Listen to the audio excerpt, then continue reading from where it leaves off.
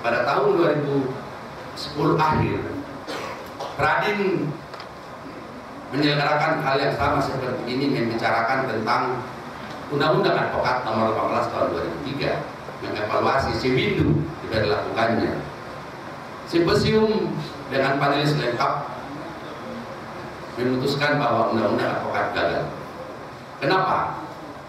Karena dalam pasal 20 Undang-Undang Advokat, setiap advokat wajib dan harus memberikan bantuan hukum cuma-cuma kepada pencari keadilan.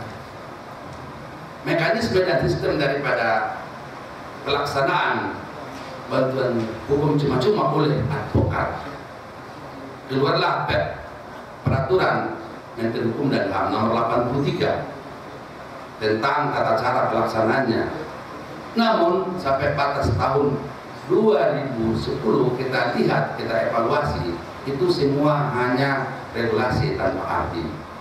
Kenapa? Karena para pencari keadilan masih banyak yang belum mendapatkan. Dengan alasan cuma satu dan sederhana, advokat itu berada hanya di tataran ibu kota negara sama ibu kota provinsi. Bagaimana kalau di Amunte sana? Bagaimana di Batu Licin sana? Yang advokatnya kemungkinan tidak ada. Inilah salah satu faktor kegagalan undang-undang advokat yang kita tidak dapat pungkiri. Belum lagi terjadi perseteruan antar sesama advokat, antar sesama organisasi advokat, sehingga dengan inisiatif Radin, insya Allah dalam waktu dekat Undang-Undang Advokat Nomor 18 Tahun 2003 ini akan diganti. Sekarang sudah posisi tataran dalam pembahasan Pansus DPR RI yang mudah-mudahan dapat diganti. Dulu tujuan Undang-Undang Advokat itu dibuat agar setiap kabupaten kota seluruh Indonesia ataupun di mana keberadaan pengadilan harus ada advokatnya. Ternyata sudah 10 tahun Undang-Undang Advokat itu dilakukan, advokat itu belum merata. Hanya masih tataran ibu kota negara dan ibu kota provinsi. Jadi sehingga itulah salah satu kegagalan. Demikian juga kegagalan Undang-Undang Advokat itu pada saat itu kita dalam simposium, kalau sudah inputnya ada kegagalan, tentu harus ada outputnya. Output daripada kegagalan Undang-Undang Advokat ini, simposium memutuskan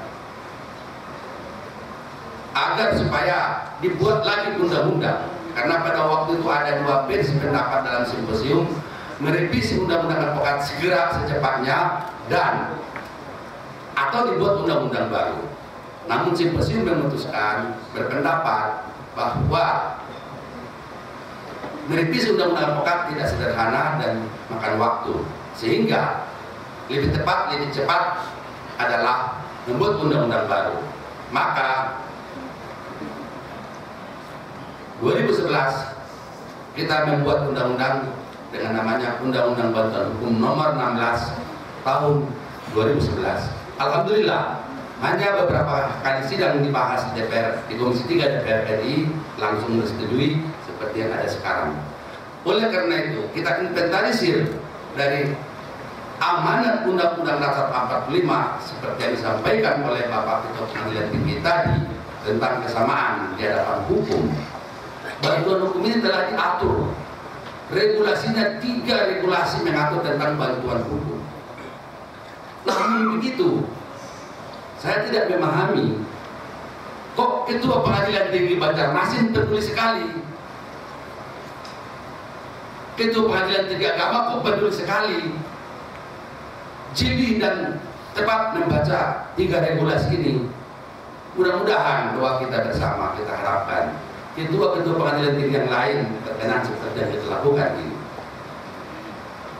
Janganlah hanya tinggal regulasi tanpa arti. Tapi kalau menurut saya sangat bangga pelaksanaan ini. 3 regulasi ini mudah-mudahan bisa diimplementasikan di Kalimantan Selatan ini, merupakan barometer tolak ukur. Akan ini saya kemandangkan terus-menerus kemana-mana. Dan perlu juga saya beritahukan bahwa sebelum di sini simposium kita sudah menggelar di Palu. Alhamdulillah hal yang sama. Tapi pada kepanitiaannya hanya Pos Pakumadin semata. Kedua, kita gelar simpesium di Kepri di Pulau Batam. Kepanitiaannya juga masih dari Pos Pakumadin. Inilah pertama kali kepanitiaan bersama yang sangat-sangat saya banggakan, sehingga kita bersua bertatap muka menjadi satu visi terhadap regulasi tentang bantuan hukum ini. Kemudian dari ketiga, undang-undang tentang bantuan dan pelayanan hukum waktu zaman istilah surat edaran Mahkamah Agung nomor 10/2010, pelayanan dan bantuan hukum. Dalam Perma nomor 1 sekarang tidak lagi disebutkan bantuan hukumnya karena sudah punya regulasi sendiri. Undang-undang bantuan hukum regulasinya Bapak dari Kementerian Hukum dan HAM, sebelah kiri panelis 4. Jadi tinggal dalam Perma ini layanan hukum. Itulah pemisahannya, harmonisasi Perma ini terhadap 3 perundang-undangan supaya tidak saling tabrakan ataupun tidak saling ada overlapping. Jadi hanya memakai kata-kata.